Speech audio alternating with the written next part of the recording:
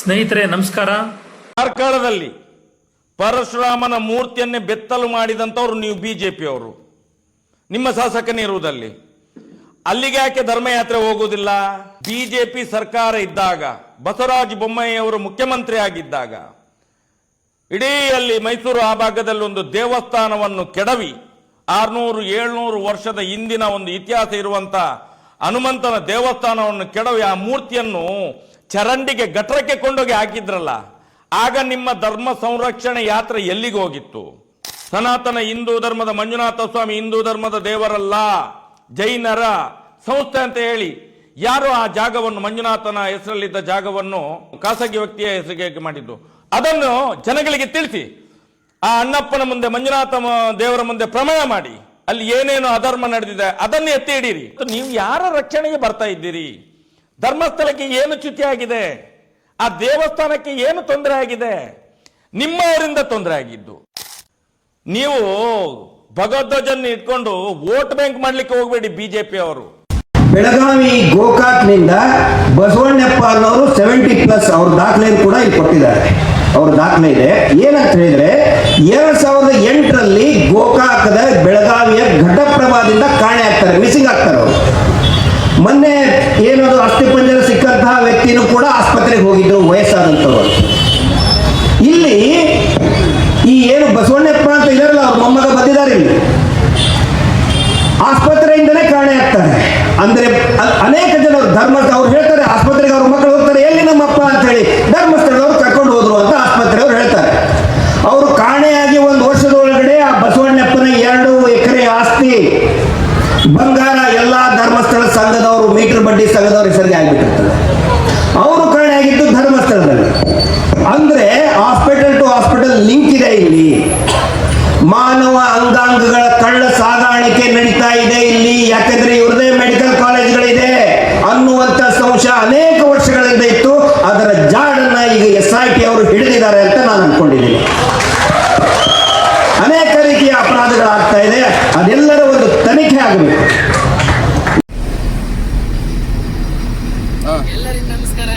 ಒಂದು ವರ್ಷ ಆಯ್ತು, 2 ತಿಂಗಳಲ್ಲಿ ನೀವು ಅಪರಾಧಿನ ಹಿಡಿತೀನಿ ಅಂತ ಹೇಳಿದ್ದೀರಾ ಸೌಜನ್ಯ ಪ್ರಕರಣದಲ್ಲಿ. 2 ವರ್ಷ ಆಯ್ತು. ಗೊತ್ತಿದ್ದನ್ನು ಮಾತ್ರ ಕೇಳಿ. ಗುಜರಿಯಲ್ಲಿ ನೀವು ಹೇಳಿದ್ದೀರಾ ಸರ್? ಹಾಗೆ 2 ತಿಂಗಳಲ್ಲಿ ಹಿಡ್ಕೊಡ್ತೀನಿ ಸೌಜನ್ಯ ಪ್ರಕರಣದ ಅಪರಾಧಿಕರ ಕೇಳಬೇಡಿ. 2 ವರ್ಷ ಆಯ್ತು ಸರ್. ಸರ್ ಕರೆಕ್ಟ್ ಆಗಿ ಕಾಲ ವಿಳಂಬವಾದ ರೀತಿಯಲ್ಲಿ ಅಲ್ಲ, 1-2 ತಿಂಗಳಲ್ಲಿ ನೈಜ ಆರೋಪಿಗಳನ್ನು ಪತ್ತೆ ಹಚ್ಚಿ ಸಮಾಜದ ಮುಂದೆ ಇಡತಕ್ಕಂಥ ಕೆಲಸವನ್ನು ಮಾಡಬೇಕು. 2 ವರ್ಷ ಆಯ್ತು.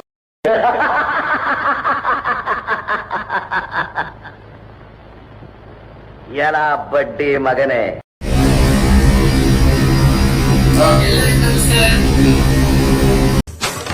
ಇವನ ರಕ್ತದ ಒಳಗಿದೆ ಕೆಟ್ಟತನ.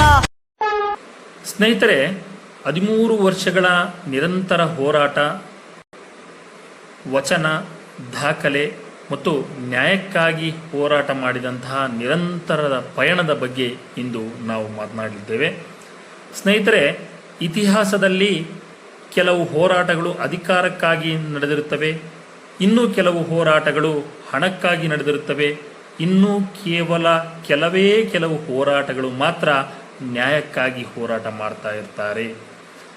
ಅಂತಹ ನ್ಯಾಯಕ್ಕಾಗಿ ಹೋರಾಟ ಮಾಡತಕ್ಕಂತಹ ಹೋರಾಟಗಳು ವರ್ಷಗಳು ಕಳೆದರೂ ಕೂಡಾಗಿನ ಅಂತಹ ಹೋರಾಟಗಳ ಶಕ್ತಿ ಕುಂದುವುದಿಲ್ಲ ಅಥವಾ ಅದರ ಶಕ್ತಿ ಕೂಡಾಗಿನ ಕಡಿಮೆ ಆಗುವುದಿಲ್ಲ ಎನ್ನುವಂತಹದ್ದು.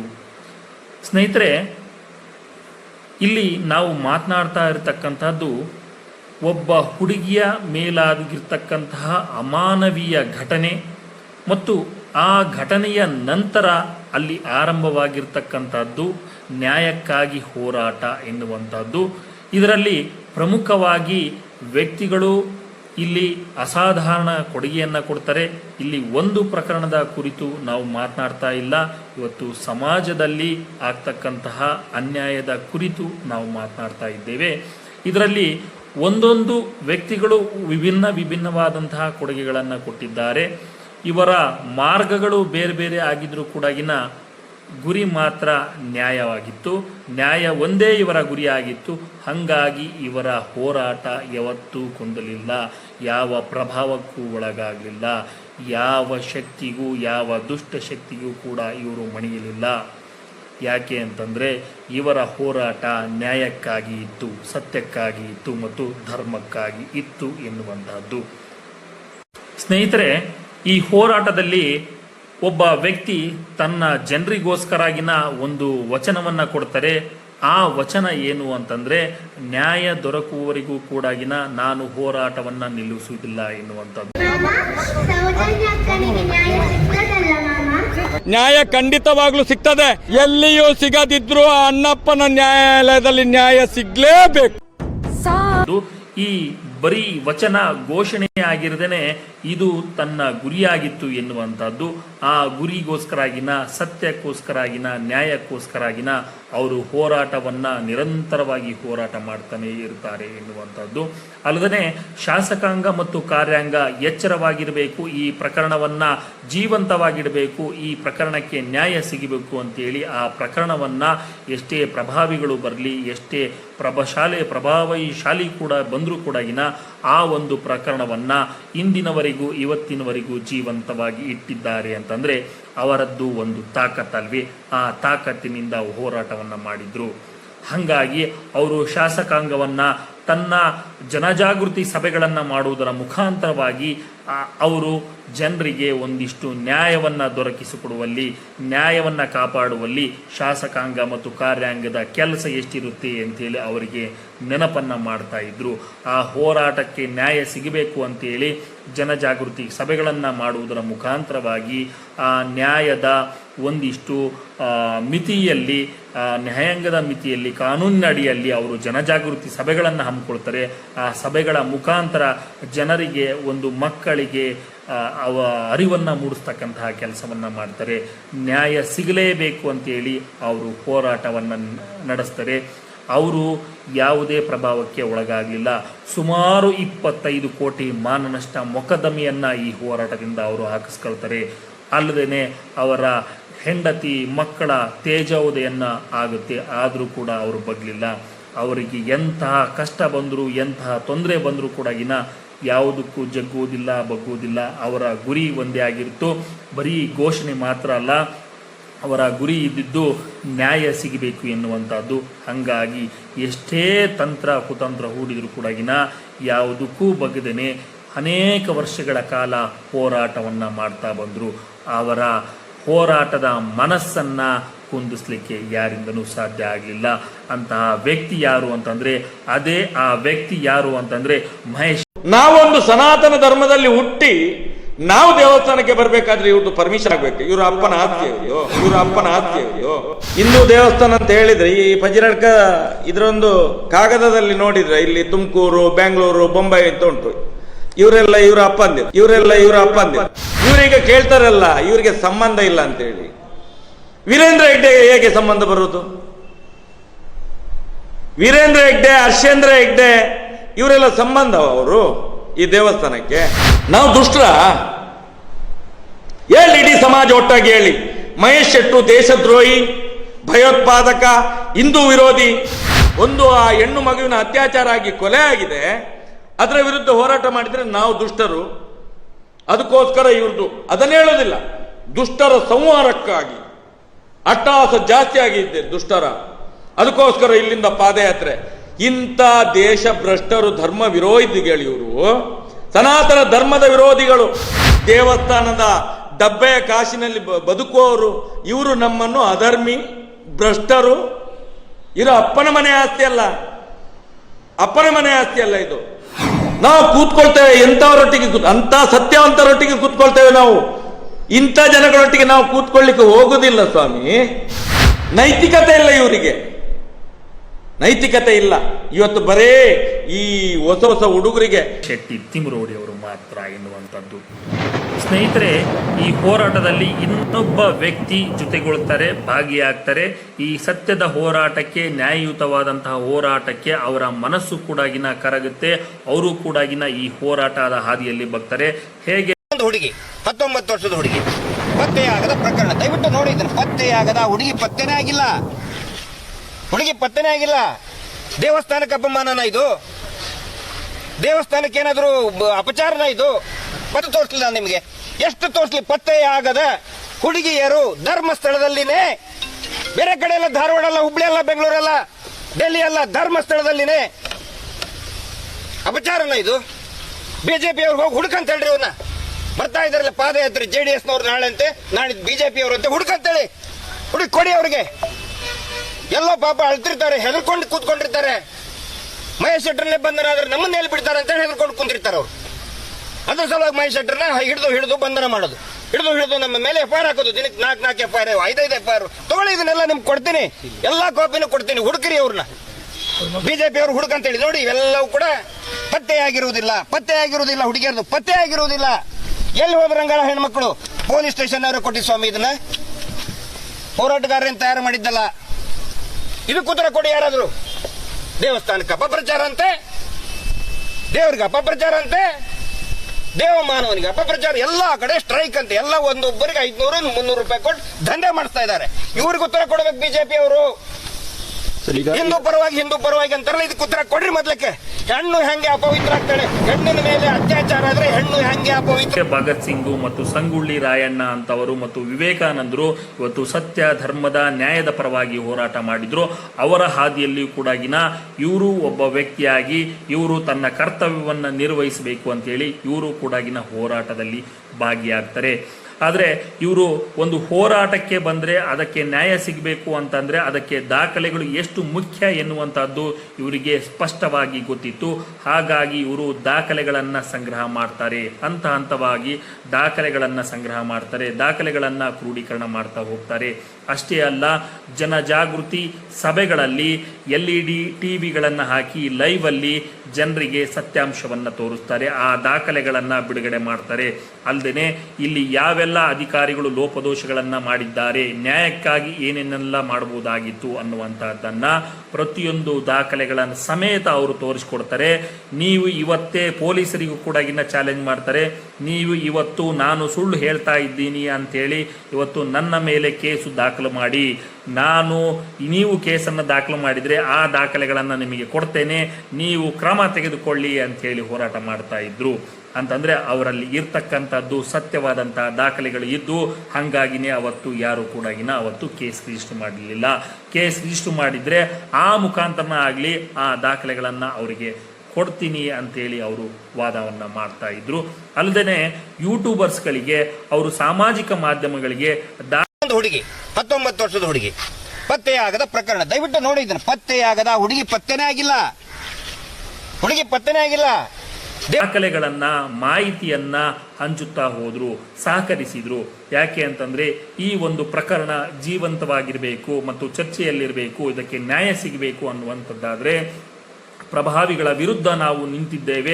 ಹಾಗಾಗಿ ಯಾವುದೇ ದುಷ್ಟಶಕ್ತಿ ಅಡ್ಡ ಬಂದರೂ ಕೂಡ ಈ ಹೋರಾಟ ನಿಲ್ಲೋದಿಲ್ಲ, ಇವತ್ತು ಯಾವತ್ತೂ ಕೂಡ ಕುಗ್ಗೋದಿಲ್ಲ ಅಂತೇಳಿ ಅವರು ದಾಖಲೆಗಳನ್ನು ಸಾಮಾಜಿಕ ಮಾಧ್ಯಮಗಳಿಗೆ ಮತ್ತು ಯೂಟ್ಯೂಬರ್ಸ್ಗಳಿಗೆ ಅವರು ಮಾಹಿತಿಯನ್ನು ಹಂಚುತ್ತಾ ಹೋದರು. ಆ ಮುಖಾಂತರ ಒಂದು ಏನು ನ್ಯಾಯಕ್ಕಾಗಿ ಹೋರಾಡುವವರ ಸಂಖ್ಯೆ ಇನ್ನಷ್ಟು ಹೆಚ್ಚಾಗ್ತಾ ಹೋಯಿತು. ಇದು ಸಮಾಜದ ಬದಲಾವಣೆ ತರುವಂತಹ ನಿಟ್ಟಿನಲ್ಲಿ ಇದು ಶಾಸಕ ನಮಸ್ತೆ. ಇವತ್ತು ಬಂದ್ಬಿಟ್ಟು 14ನೇ ತಾರೀಕು ಧರ್ಮಸ್ಥಳ ಕ್ಷೇತ್ರದಲ್ಲಿ ಹೆಣ್ಮಕ್ಳಿಗೆ ಮರ್ಯಾದೆನೂ ಇಲ್ಲ, ಹೆಣ್ಮಕ್ಳು ರೇಪಿಸ್ಟ್ ಆಯ್ತಾರ. ಅದು ಇಂಥ ಸುಳ್ಳು ಮಕ್ಕಳದಿಂದ ಧರ್ಮಸ್ಥಳದಲ್ಲಿ ಯಾವುದೇ ಕಾರಣಕ್ಕೂ ಹೆಣ್ಮಕ್ಳಿಗೆ ಬೆಲೆ ಇರೋದಿಲ್ಲ. ಹೆಣ್ಮಕ್ಳನ್ನ ಸುಳ್ಳೇರು ಅಂತವ್ರಿಂದ ಮತ್ತು ಕಾರ್ಯಾಂಗದಲ್ಲಿ ಯಾವ ರೀತಿ ಲೋಪದೋಷಗಳನ್ನ ಇದ್ದಾವೆ ಎನ್ನುವಂತಹದ್ದನ್ನ ಈ ಒಂದು ಪ್ರಕರಣದಿಂದ ಇವತ್ತು ಮನೆಗೂ ಕೂಡ ಸಾಮಾಜಿಕ ಹೋರಾಟಗಾರರು ಈ ಪ್ರಕರಣದಿಂದ ಹುಟ್ಟಿಕೊಳ್ತಾ ಹೋದ್ರು.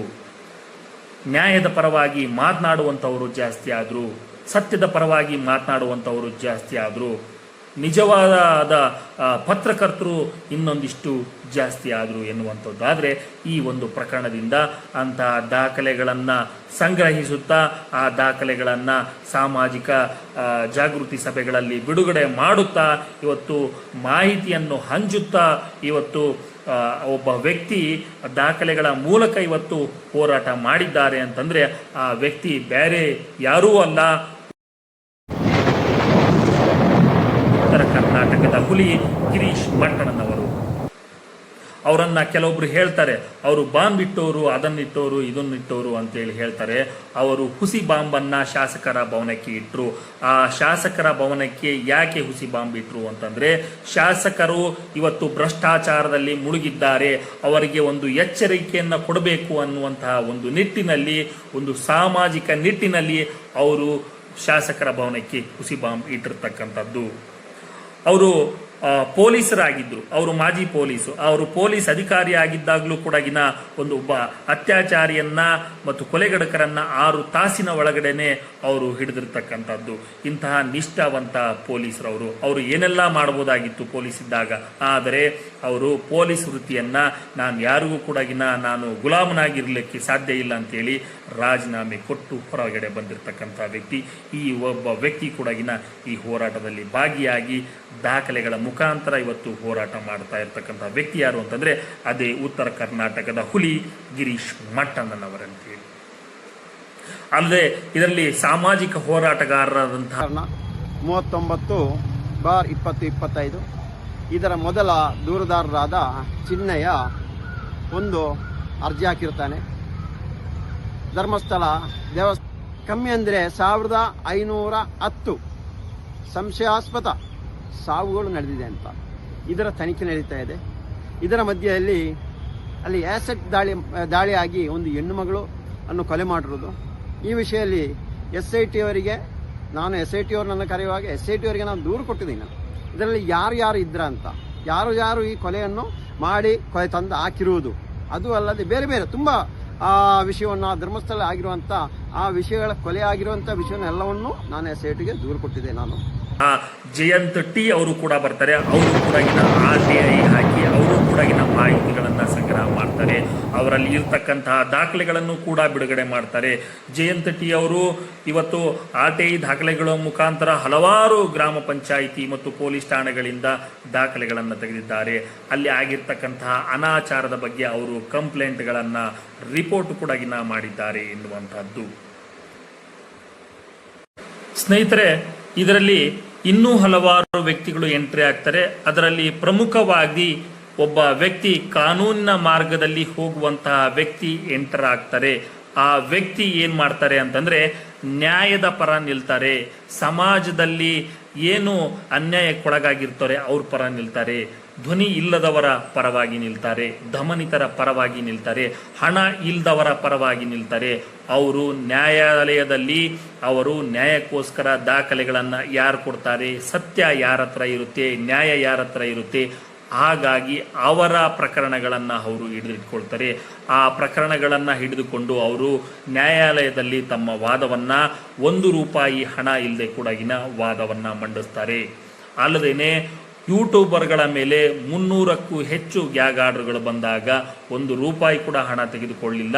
ಅನೇಕ ಕೇಸ್ಗಳನ್ನು ಫೈಲ್ ಮಾಡಿದಾಗಲೂ ಕೂಡ ಅವರು ₹1 ಕೂಡ ಹಣ ತೆಗೆದುಕೊಳ್ಳಿಲ್ಲ. ಅವರ ನ್ಯಾಯದ ಪರವಾಗಿ ನಿಂತ್ಕೊಂಡ್ರು. ಅವರು ದಮನಿತರ ಪರ, ಶೋಷಿತರ ಪರ ಮತ್ತು ಅನ್ಯಾಯಕ್ಕೆ ಒಳಗಾದವರ ಪರ ಆ ವಕೀಲರು ನಿಂತ್ಕೊಳ್ತಾರೆ. ನ್ಯಾಯಾಲಯದಲ್ಲಿ ಅವರು ವಾದವನ್ನು ಮಾಡ್ತಾರೆ. ಈ ಒಂದು ಪ್ರಕರಣದಿಂದ ಏನು ಗೊತ್ತಾಗುತ್ತೆ ಅಂತಂದರೆ, ಇವರು ನ್ಯಾಯಕ್ಕೋಸ್ಕರ ಓಡಾಡ್ತಕ್ಕಂಥ ವ್ಯಕ್ತಿ. ಸಮಾಜ ಸೇವೆಗೆ ನನಗೂ ಒಂದು ಅವಕಾಶ ಸಿಕ್ಕಿದೆ ಎಂದು ಭಾವಿಸಿ ಅವರ ಸಮಾಜ ಸೇವೆಗೋಸ್ಕರ ಹೋರಾಡಿದಂತಹ ವ್ಯಕ್ತಿ. ಅವರು ಯಾವುದೇ ಭಯಕ್ಕೆ ಒಳಗಾಗದೇನೆ, ಯಾವ ಭಯ ಇಲ್ಲದೇನೆ, ಯಾವ ಆತಂಕಗಳು ಇಲ್ಲದೇನೆ ನಾನು ಸ್ವತಂತ್ರವಾಗಿ ನಾನು ನನ್ನ ಮನಸ್ಸಿಗೆ ಹಿಡಿಸಿದಂತೆ ನ್ಯಾಯಕ್ಕೋಸ್ಕರ ನಾನು ಬದ್ಧನಾಗಿ ನಾನು ಹೋರಾಟ ಮಾಡ್ತೀನಿ ಅಂತೇಳಿ ನ್ಯಾಯಾಲಯದಲ್ಲಿ ವಕಾಲತ್ತನ್ನು ಹಾಕಿ ನ್ಯಾಯಕ್ಕೋಸ್ಕರ ಹೋರಾಟ ಮಾಡಿದಂತಹ ವ್ಯಕ್ತಿ. ಅದು ಯಾರಾದರೂ ಇದ್ರೆ ಅದು